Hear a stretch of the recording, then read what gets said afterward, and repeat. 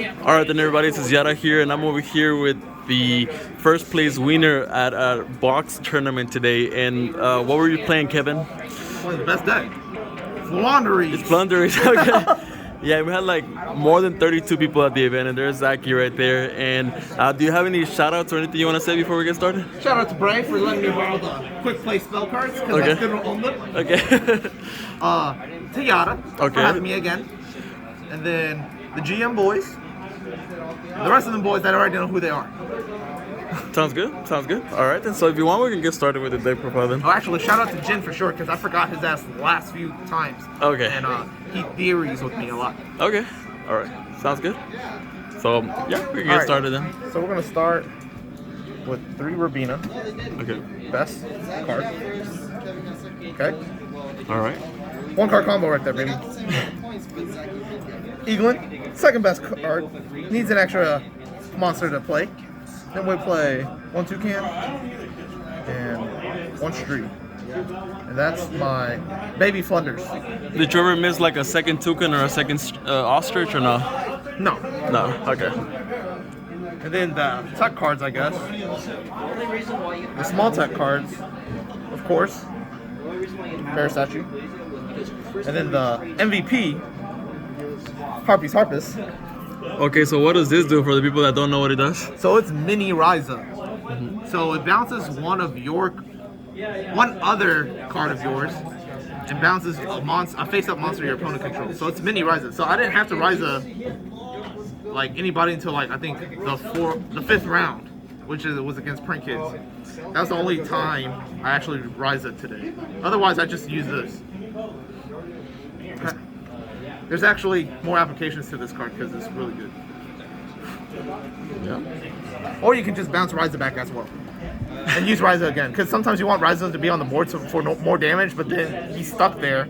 But this will just bounce it back, so then you just use it again. That's pretty good. And then, of course, you play the double in pin. The 1 Ryza. The 1 Avion. What do you think of some OCG lists that run 2 Ryzas? Do you agree with that? It's okay, but with Harpist, you're basically playing 2 Ryza. Oh, okay. Yeah. Because this is good, and then most people don't expect you to search something with Rabina and get a disruption because they're waiting to stop Eaglin. Because Eaglin is what gets your disruptions. But if you search, you go Rabina, they let that resolve, and then you summon this, and then they're like, oh crap, I didn't expect that.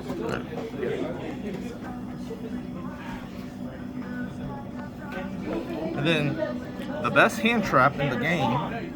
Oh, you played that against me, right? Game 2. Yeah. I only opened it 3 times tonight, but it definitely put in work every single time I opened it. Should it get banned? What do you think? I don't think it should get banned because you have to open this, and 2, it's technically not searchable in this deck, which is the deck that uses it the most. Okay. Like, I heard from somebody that you can search it in pendulums, but if you want to search this in pendulums, by all means, you go search it in pendulums. And then let's go to the spells. Alright, so of course we're playing 3 events. And then, of course, 3 field spell. With the 1 terraforming. And then a pseudo field spell, which is Goldsark, just for consistency purposes. Okay. Okay. I see a lot of people debating on this card, right? Some people run it, some people don't. The golds and colors. Yeah. So going first, well, blind and main, I think it's really good, but you can always side this out, especially going second. Because out of 2 or 3 tournaments, I've used this once, but I sided the majority of the time, so that's probably why I don't see it. But it works. Especially if you don't have a map. And then, of course, 3 pot of prosperity, 3 pot of duel. Gotta get consistent because the deck does break. Do you think that this is like mandatory if you want to run this like the best way possible, the prosperity? Yes, absolutely. Oh, okay. It also helps you dig for your going second cards or cards to break boards in the main deck. It just sucks whenever you see a shifter. You ain't gonna grab that no more. And then utility cards like going first or second, that's good. Kind of helps you play around your hand traps, and then instead of playing 3 book, I just play the 1 called by. Yep. Those books helped you today against the Prank Kids player, right? Yes. I went double book and book. Okay. And then the one, what is it? Unexplored Winds. Yeah. It's really good. Try to get it to your hand as fast as possible after you get to, if you already have access to your trap card. And then since I only played the 3 hand traps, I played 3 Dark Rulers. Which is pretty good because you also can dig 6 and go get this card.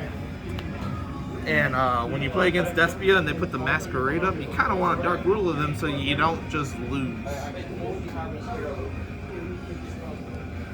And then, of course, the one Plunder trap card, Dreaming Town. It's really good. This is the first thing you try to get access to. And then the next card would be Unexplored Winds, in my opinion. Oh, okay. Because then you get to tribute their cards, so you get rid of their bodies. Would you play more of that? I wouldn't mind playing more. Before this, I was actually siding the second with a trap trick. That was just last week, actually. And then the best card in the deck. This and Shifter are the best cards. This helps me win games all the time. And if you notice, I played the Harpist, which makes this become like an imperm. I can just activate it from my hand. So what made you want to make the switch between, like, cause we've seen this on the side deck before, but what made you go into the main deck? Main deck wise, because I cut, like if you notice, I don't even play imperm. So this is my imperm slot. So in the theory is like, nobody expects you to go search with Rabina, go search the Harpist. And if you go search the Harpist, this is your imperm. And didn't happen today, but it definitely happened last week where I went map, normal summon Rabina, searched the, banish the Eaglin, normal summon Rabina effect, go search Harpist. And then when I put Harpist on the board, my opponent, and then I go effect. And then I bounce back my Rabina and I target a Mirror Jade. Mirror Jade says effect. And I was like, that's cool, and I'll just chain my trap card. Okay. So it put in work. And then extra deck, Yeah. even though I don't go into it much, but I did go into it today. So Phoenix for utility. These cards are just kind of there, like I don't really send it or anything, because you rather send the Christmas package than send those if they're gonna Maximus you. You only send this if your hand's booty cheeks, so that he can draw. Oh, okay. And hopefully you get a better card. But those are the Maximus targets. Then I play a Link Rebuild because you can make that. And if you make Link Rebuild, then you can make Dark. And then when you make Dark, almost everybody plays Verte. So then you go ahead and make Access Code and kill them. The goal is to kill them faster because the deck kills them pretty slow usually. So if I can make that play, I will make it. And then, of course, we play the Zeus package, the card that searches follow-up, and then maybe I can still attack because they got a defense monster and still make Zeus. This card bounces a trap card, or a spell trap card, so, and then I can still attack, and then I'll just slap this on top and slap Zeus on top. So, all these are just basically to get to Zeus. Okay. And then side deck. Oh, if you notice, there's only 14 cards in the extra deck. Yeah. 1 card's hidden because I didn't get to use it today, and I'm not trying to give out the spice right now. Okay, sounds good. That's the same thing with the side deck. So there's 2 cards in the side that is not going to be shown either. All right. All right, but I do side 1 Crow. The second Unexplored Winds, because in the mirror match, if you get to this is the card you need to get to in the mirror match. If you get to this card, you win.